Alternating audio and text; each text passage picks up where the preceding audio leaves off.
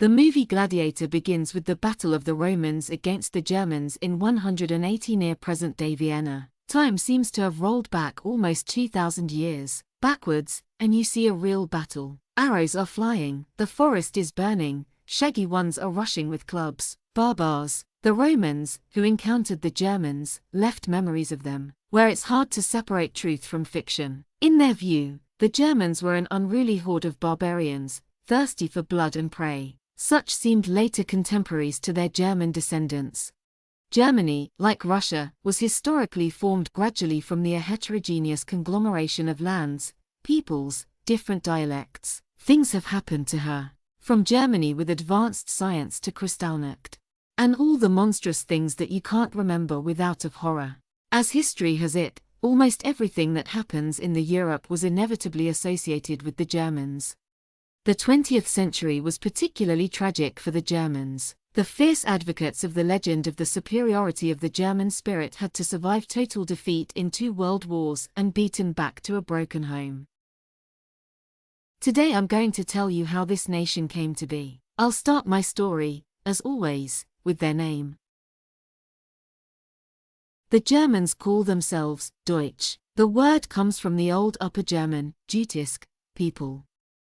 Neighbors, however, particularly the French and Spanish, call the Allemans, the Italians the Tilescas, the Finns the Saxons, the English are the Germans, and the Slavs and Hungarians mutes. The English version proved to be the most tenacious, which caused the confusion of terms.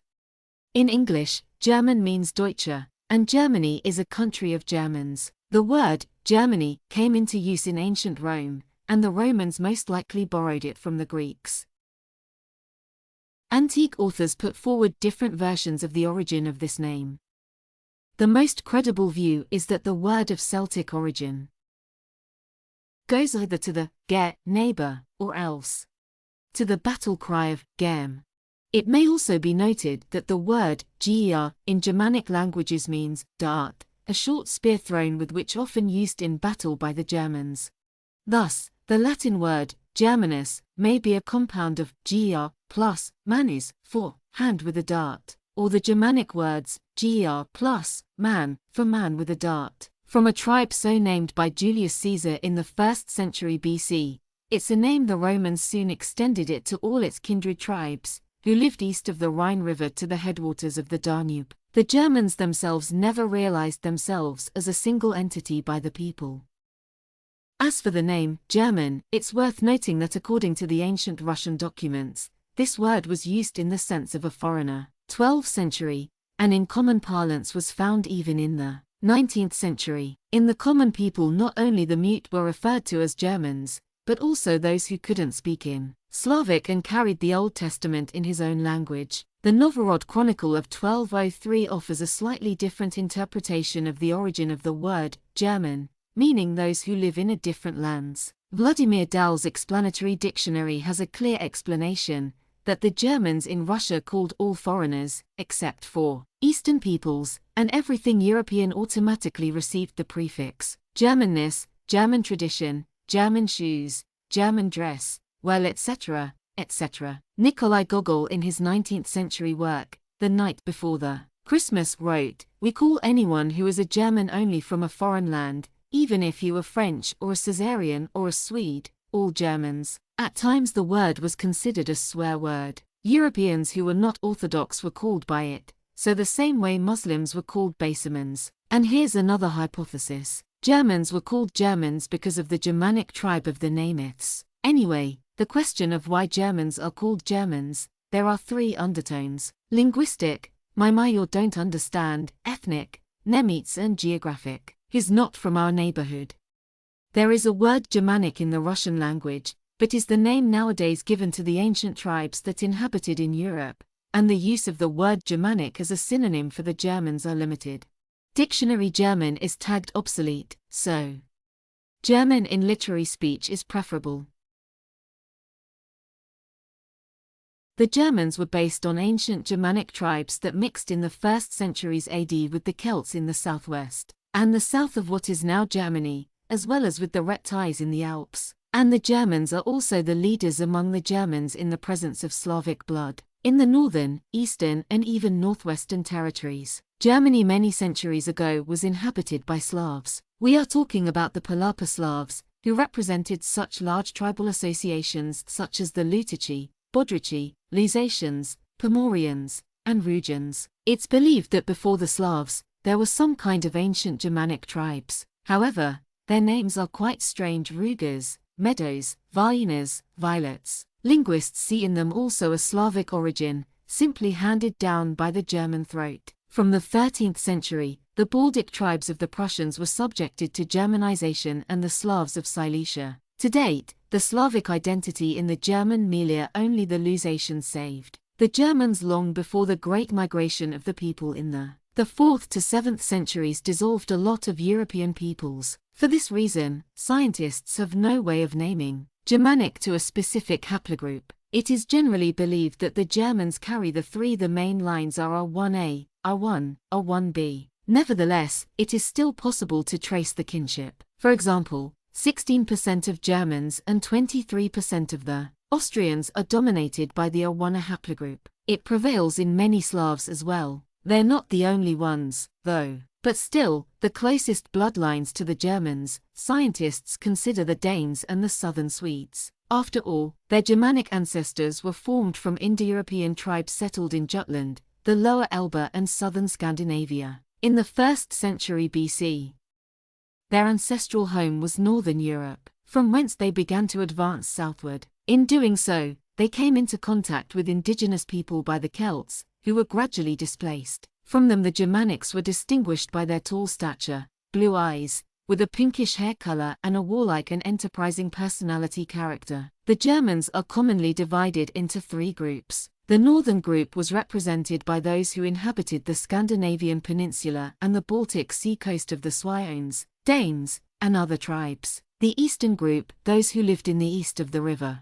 Elbs, Goths, Vandals, Burgundians, and others. The most significant group are the West Germans, who were in turn divided into 3 branches. The first are the tribes that lived in the areas of the Rhine and the Weser. This included the Botavs, Hatties, Russians, and others. The second branch included the tribes of the North Sea coast. These are the Simmers, the Teftons, the Frisians, the Saxons, the Angles, and others. The third branch was the Hermanen Alliance, which included the Svevians, Lombards, Marcomanns, Quads, Semnons, and Hermundors. In the 3rd and 4th centuries, numerous tribes united into the large alliances of the Alemans, Franks, Saxons, Thuringians, and the Bavarians. From the northern group descended the Swedes, Danes, Norwegians, and Icelanders. From the western group are the English, Dutch and Germans. The tribes of the eastern group dissolved among other peoples, leaving the only geographical names in Europe, for example Burgundy. The first major military clash between the Germans and Rome occurred in 113 BC, when the Teftons defeated the Romans at Norica, and, devastating everything on their way to invade Gaul. In the 1st century BC, the Svevians attempted but were defeated by Julius Caesar. After this triumph, the Romans repeatedly invaded the territories of the Germans, until in the 1st century Armenia, the leaders of the Russians failed to defeat their legions in the Teutul forest and re-establish the old boundary for a while down the Rhine. True, the Romans avenged this defeat, but all have stopped further conquests of German territory. The Roman Empire retreated beyond the Rhine, and with the exception of the Hun left the Germans alone. One can only wonder what the novelized one might have become. Germany. What if the Roman Empire, with its temples, with amphitheaters, and a system of law extended to the Vistula? But history knows no subjunctive mood. It happened the way it happened. In the 4th and 5th centuries,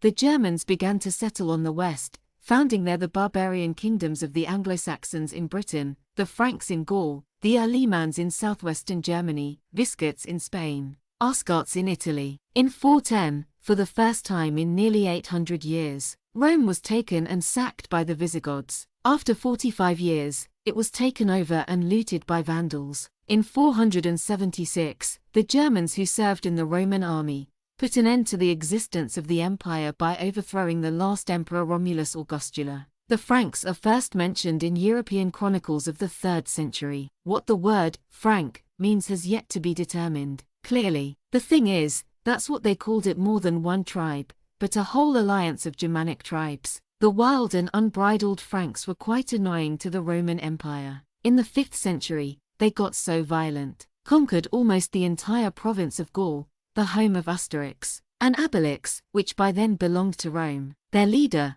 Chlodwig, established his kingdom of the Franks there, which didn't last long. In 843, Charlemagne's 3 grandsons divided and sealed it between themselves with the Treaty of Verdun, and the oath was pronounced in both languages, in French and German. 3 states emerged: Lorraine, the West Frankish state, the future France, and the Kingdom of East Francia, modern Germany. Later on, some Franks merged with the local Celts and became Dutch and Flemish. The other Franks are Germans. As for the third Franks, who were influenced by the Gauls and to a greater extent the Romans, they became later by the French and the Walloons. Yes, the ancestors of the French are Germanic. Such is the interesting affinity between the Germans and the French. In the 10th century, the East Frankish kingdom was replaced by the East Frankish kingdom, the Holy Roman Empire of the Germanic nation, which lasted until before the Napoleonic Wars of the 19th century. More than 300 people lived their lives in its territory of independent states. The Germans didn't even think about the fact that they are Germans, considering themselves Bavarians, Saxons, Prussians, and etc., etc., etc. In the 16th century, the process of consolidation of the people manifested itself first of all in the creation of a literary language, but there was a religious split of the Germans into Catholics and Protestants, which caused their subsequent differences in the way of life and culture. The weak economic development of the wars caused in the 18th and 19th century the centuries of German immigration to the Americas and Europe, including the Russian Empire. By the way, few people know that Trump's last name is German origins. There's even a story that in the United States, at some moment the question of recognizing German as the state language arose, but came up one vote short. The Germans opened the first kindergartens, bringing with them the custom of decorating the tree at Christmas, made a popular outdoor with hot dogs and hamburgers. In Europe, however, in 1815, after the victory over Napoleon,